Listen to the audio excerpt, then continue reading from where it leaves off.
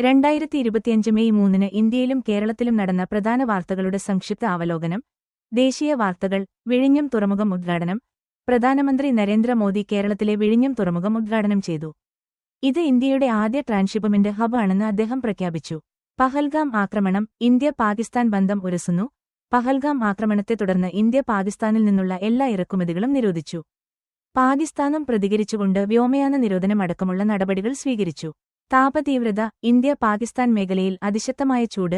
ഇന്ത്യയും പാകിസ്ഥാനും അതിശക്തമായ ചൂട് അനുഭവപ്പെടുന്നു. ചില പ്രദേശങ്ങളിൽ താപനില 48 ഡിഗ്രി സെൽഷ്യസ് വരെ എത്തി. തേജസ്വി യാദവ്. സ്വകാര്യ മേഖലയിലും സംവരണം ആവശ്യപ്പെടുന്നു. RJD നേതാവ് തേജസ്വി യാദവ് പ്രധാനമന്ത്രിക്ക് കഥയച്ച് സെൻസസ് ഡാറ്റയുടെ അടിസ്ഥാനത്തിൽ സ്വകാര്യ മേഖലയിലും സംവരണം ആവശ്യപ്പെട്ടു. SBI, D-mart, Kotak Mahindra bank quarter 4 ഫലങ്ങൾ പ്രഖ്യാപിക്കുന്നു.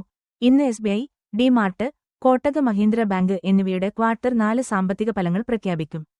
കേരള വാർത്തകൾ. കോഴിക്കോട് മെഡിക്കൽ കോളേജിൽ തീപിടുത്തം. കോഴിക്കോട് മെഡിക്കൽ കോളേജിൽ തീപിടുത്തം സംഭവിച്ച് രോഗികളെ സുരക്ഷിതമായി മാറ്റിപ്പാർപ്പിച്ചു. അന്വേഷണം ആരംഭിച്ചു. കോളത്തിൽ 7 വയസ്സുകാരിക്ക് റേബീസ് വാക്സിൻ ലഭിച്ചിട്ടും രോഗം. കോളത്തിലെ 7 വയസ്സുകാരിക്ക് വാക്സിൻ ലഭിച്ചിട്ടും റേബീസ് ബാധിച്ചു. തിരുവനന്തപുരം SD ആശുപത്രിയിൽ പ്രവേശിപ്പിച്ചു. KEAM 2025 ഉത്തരം കീ പ്രസിദ്ധീകരിച്ചു.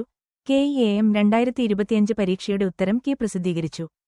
അങ്ങൾ ഇന്ന് വൈകിട്ട് 5 മണിക്ക് മുമ്പ് സമർപ്പിക്കാം.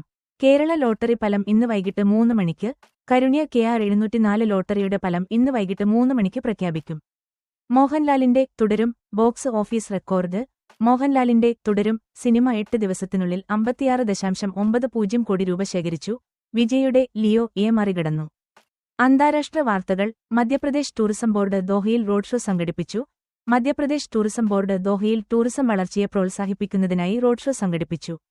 ബംഗ്ലാദേശ് മുൻ ജനറൽ ഇന്ത്യയുടെ വടക്കുകിഴക്കൻ സംസ്ഥാനങ്ങൾ ആനെക്സ് ചെയ്യണമെന്ന് അഭിപ്രായപ്പെട്ടു. ബംഗ്ലാദേശ് മുൻ ജനറൽ ഫേസ്ബുക്കിൽ ഇന്ത്യയുടെ വടക്കുകിഴക്കൻ സംസ്ഥാനങ്ങൾ ആനെക്സ് ചെയ്യണമെന്ന് അഭിപ്രായപ്പെട്ടു. ബംഗ്ലാദേശ് വിദേശകാര്യ മന്ത്രാലയം ഇത് വ്യക്തിപരമായ അഭിപ്രായമാണെന്ന് വ്യക്തമാക്കുന്നു. കൂടുതൽ വിവരങ്ങൾക്ക് ദയവായി അറിയിക്കുക.